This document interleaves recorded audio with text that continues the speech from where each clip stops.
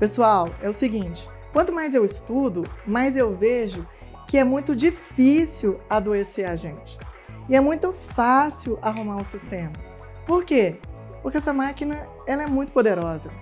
A nossa máquina foi feita por um engenheiro espetacular, que na minha fé foi Deus. Então ela é perfeita, ela não se compara a um carro de Fórmula 1 ou até mesmo um avião a jato. Ela é muito superior. Sabe por quê?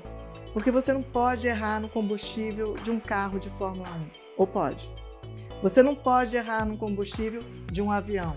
Ou pode? Mas você vive errando na oferta do combustível para a sua máquina. E você sente alguma coisa? Nada.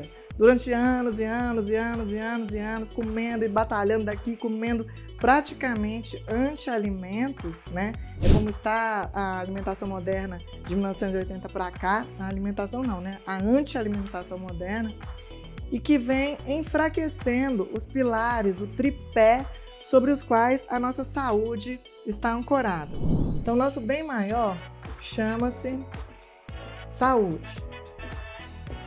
Mas ela tem que estar ancorada em alguma coisa, que é um tripé.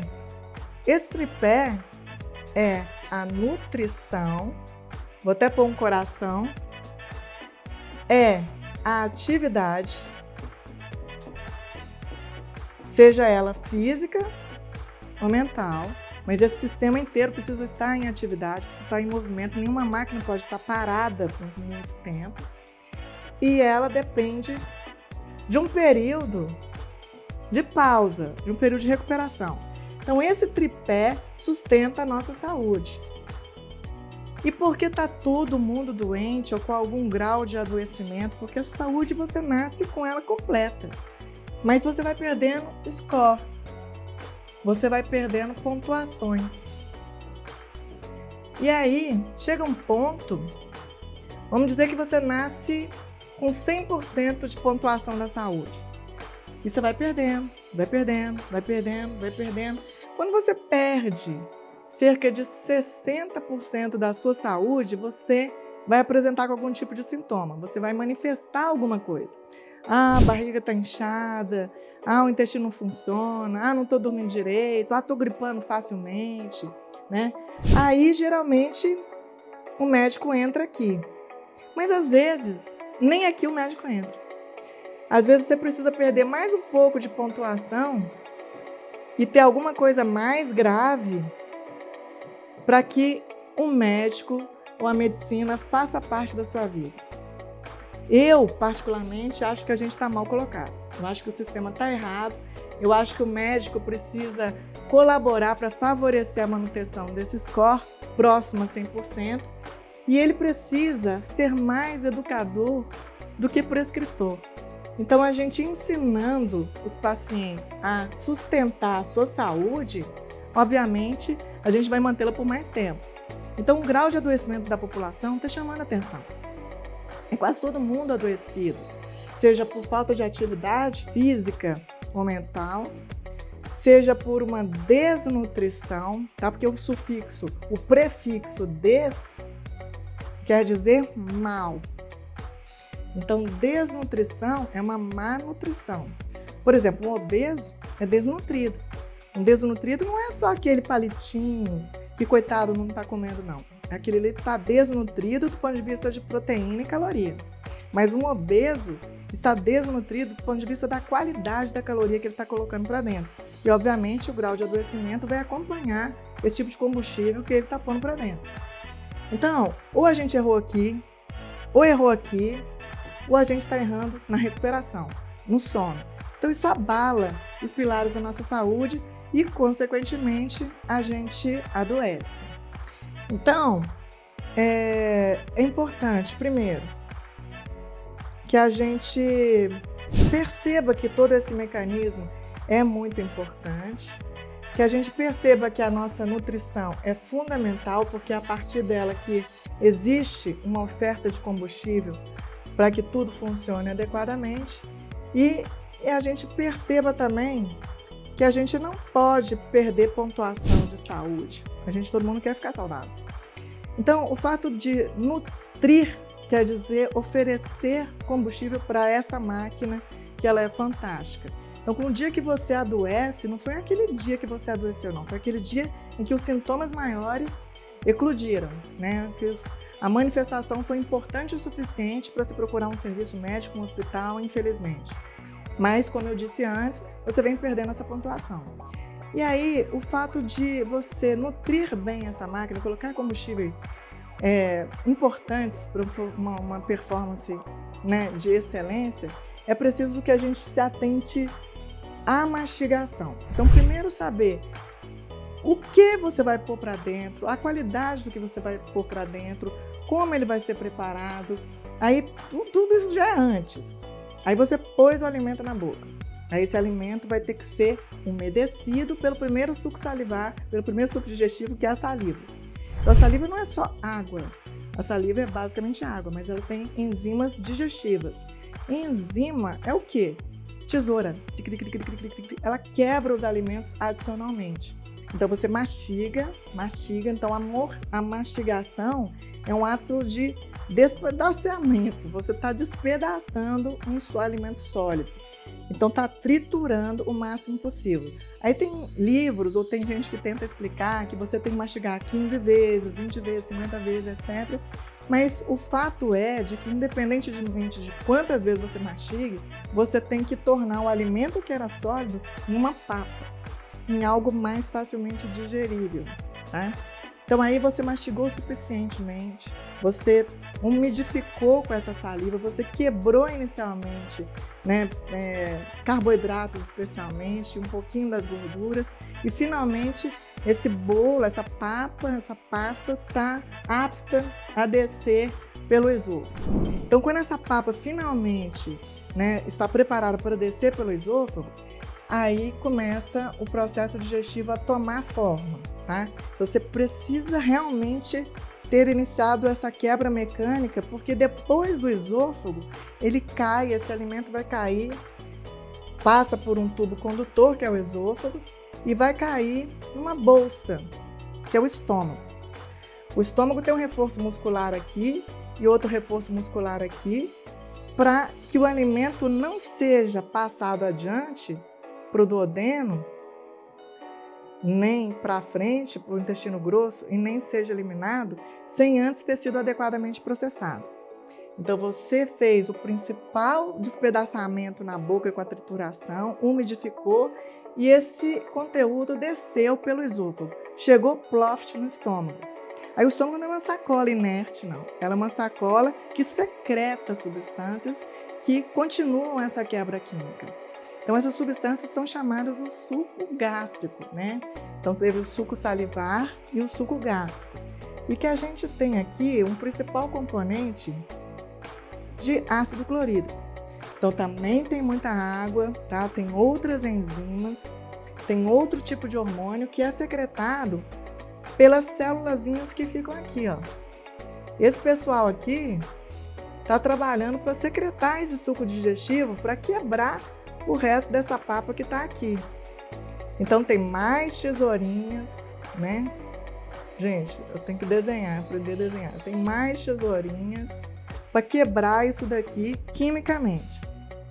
E aí quando ela está quebrada em partículas menores de 1 milímetro, aí ele desce. Desce para poder ser então absorvido. Então olha o tamanho da complicação se a gente não seguir os passos. Como a gente é uma máquina, né? Cada etapa exige um processamento de alta performance. Então eu preciso de uma boa performance na mastigação, eu preciso de uma boa trituração. Então para isso eu preciso de uma boa musculatura. O idoso já peca na musculatura, porque ele vai perdendo força de prensa, né? Ele perde na estabilidade dentária, ele tem muitos dentes que estão bambos, ou há perda óssea, ou perdem dentes, e aí prejudica o processo de trituração. E quem tem uma doença neurológica, ou é um idoso, ou mesmo uma criança, também tem dificuldade na coordenação dessa musculatura toda mastigatória e tem um comprometimento dessa síntese, da realização da trituração até o ponto de papa.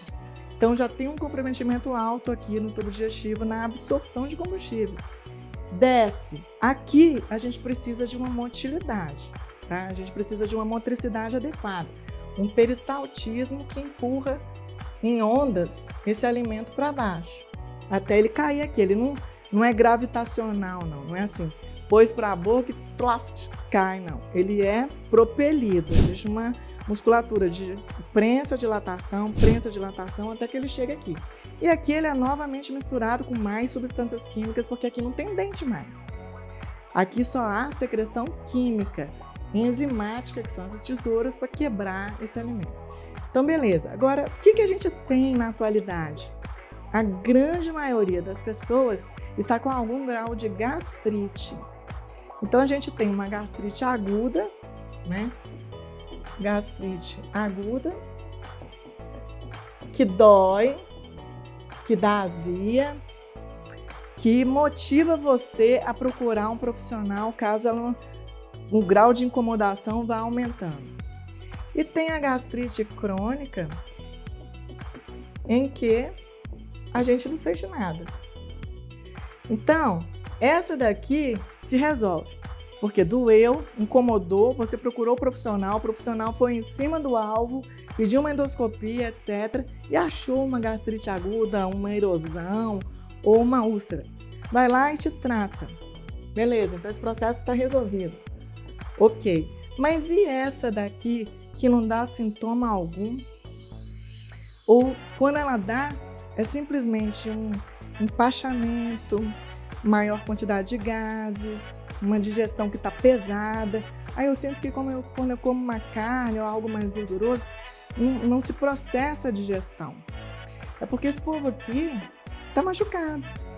Esse povo aqui que vai liberar as substâncias químicas para que haja essa quebra adicional da substância, está incapaz de fazer esse ato. Há um comprometimento da superfície celular mucosa. E a gente frequentemente pede endoscopia porque não é porque o paciente tem alguma queixa, porque ele não vai ter, ele não vai partir nem dele, ele nem sabe que ele tem isso. Quando a gente pergunta ativamente, você sente alguma coisa a nível digestivo, alguma coisa a nível de estômago, aí ele vai pensar se ele sente, ou seja, não é uma coisa que motivou ele a comentar com você. Ele vai comentar se foi induzido. Eu sinto isso mesmo, entendeu? Isso aqui realmente acontece. Então o médico vai procurar, né, na bioquímica se está correspondente. A bioquímica é uma boa absorção daqueles alimentos, de vitaminas, de proteínas, etc., porque é a partir dessa cinética aqui, de toda essa cinética, essa mecânica, que se dá, né, a absorção, ou seja, sai daqui, deixa eu apagar isso aqui, e cai aonde, gente? Cai na circulação. Então, todas as vezes em que a gente vê que fala que um alimento foi absorvido, é que saiu do intestino, dos intestinos, e caiu na circulação. E a gente está dosando o sangue da circulação. Então, se está faltando alguma coisa na circulação, a gente tem que perguntar duas coisas primeiro. Está sendo ofertado, né? Ele foi ofertado ou é um déficit de aporte, de oferta? Ou, a segunda pergunta, ele foi ofertado, mas ele está sendo absorvido? Porque não está constando aqui que tem essa substância. Então, existe um déficit, uma alteração em que motive a gente a se escafunhar mais, a procurar mais, porque não é o paciente que vai falar isso pra gente. É a gente que tem que levantar a lebre e ir atrás do que está faltando no sangue, entendeu? Porque o paciente muitas das vezes está com um cansaço, né? Ele está deprimido, ele está com hiperproliferação bacteriana, e o problema não é uma depressão primária do cérebro, um problema mental primário, não é uma dificuldade de cicatrização, por exemplo, uma dificuldade de síntese óssea, né? Porque ele fraturou alguma coisa ou rompeu um tendão e está com dificuldade de síntese, de recuperação. Isso tudo passa por combustível que deve ser absorvido e disponibilizado na circulação para que a gente use, tá? Então, o médico tem que levantar a lebre que se está faltando alguma coisa na circulação e foi ofertada, provavelmente não está sendo absorvida, tá? Então, tem que ser ativamente investigado. E essa gastrite crônica aqui, como tudo o que está cometendo a gente, tudo que é crônico mata, porque o agudo dá sintoma, o agudo chama atenção, fica vermelho, inflama, dói, dá febre, etc. O crônico não faz nada disso, ele fica, deixa eu aqui trabalhando, lesionando esse sistema, sem ninguém perceber, até que um dia aparece com alguma coisa bem mais grave.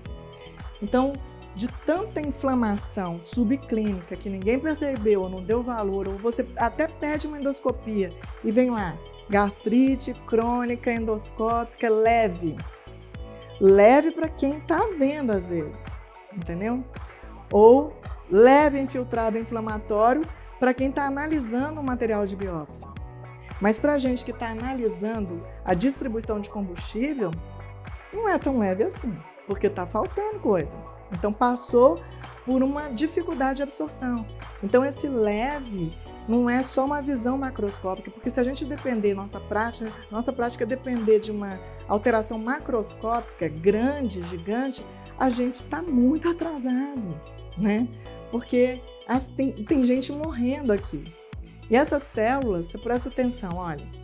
Então, quanto mais lesionadas elas forem, menos eficientes elas vão ser, tanto na secreção dos sucos digestivos, quanto na capacidade de absorção. Isso passa por todas as células intestinais, duodenais, etc. Todo mundo se comporta igual. Quanto mais lesão, menos eficaz na sua capacidade de executar o seu trabalho, que você tem que fazer. E no planeta Terra, tudo está tentando sobreviver. Desde uma planta que está sendo agredida por uma formiga, que está sendo agredida por um gafanhoto, etc., por pragas, até um veado, uma zebra, algum animal na natureza que seja presa de um predador, por exemplo, um leão, né, um tigre, etc. Todo mundo está tentando sobreviver. E nós, humanos, estamos na cadeia superior da natureza aí, dos seres que estão coabitando aqui na Terra e também estão tentando sobreviver. Então, a vida como fala? A vida, ela segue regras. E a primeira regra universal da vida é que sobrevive não é o mais forte. Sobrevive o que mais facilmente e rapidamente se adapta. Então, diante de um ambiente hostil, em que você está pondo para dentro, por meses e anos, substâncias que lesionam a mucosa, essas células estão fazendo isso daqui para continuarem vivas e para que você sinta ou nada ou o mínimo possível. E que nada aconteça ao sistema. Está todo mundo aí tentando sobreviver para que o trabalho seja feito. Só que a insistência da lesão vai levar ao quê? A necessidade de adaptação. Porque essa célula pensa assim, vamos dizer que essa está sendo agredida porque você bebeu uma cerveja, caiu um álcool, lesão direta, uma gastrite alcoólica aguda, né? Ou você comeu uma substância lesiva, ou já estava mais sensibilizada a mucosa por uma lesão prévia e o próprio atrito do alimento aqui já pode incomodar a mucosa. Você tem que ampliar seu raciocínio, tá? E aí essa célula pensa assim, gente, meu pai está no CTI, minha mãe morreu hoje, meus irmãos morreram ontem, meus primos morreram semana passada. Então, se eu não tomar um jeito, eu vou morrer também. Então ela está tentando sobreviver. E o que ela vai fazer? Se adaptar. Ela vai se adaptar a um ambiente hostil. E esse ambiente hostil é cruel com esse tipo de célula. Então ela tem que recodificar. Recodifica e faz uma casca. Ela fica mais forte, ela fica mais resistente, ela sobrevive a uma menor quantidade de oxigênio, a uma menor quantidade de suplementos, nutrientes, ela sobrevive no ambiente árido, tá? Então, o que a gente tem na sequência de uma inflamação crônica subclínica que não manifestou-se clinicamente? A gente tem uma metaplasia, ou seja, a célula vai mutar para se adaptar para não morrer. E da metaplasia, a gente pode ter uma neoplasia. Isso é o mínimo. Então, Como assim fulano não tinha nada e de repente apareceu com câncer gástrico? Isso não existe. O fulano não tinha nada e apareceu doente hoje só se foi acidente. Porque se for adoecimento, passa por aquele tripé que eu falei com vocês. Houve erro na alimentação, ou houve erro na atividade, ou houve erro na recuperação, que é o período do sono. Balançou o tripé, abriu a porta para o adoecimento. Então fica essa mensagem porque é muito importante a necessidade de adaptação do sistema. Só que ele vai conseguir, mas a gente vai adoecer e pode ter um desfecho final antes que tudo se restabeleça novamente. Pensa nisso, porque isso não é uma brincadeira, é o que a gente vê no dia a dia e está sendo desvalorizado por nós profissionais. E a gente está pegando casos mais avançados sem necessidade. A gente poderia estar bem antes na orientação. Fica a dica.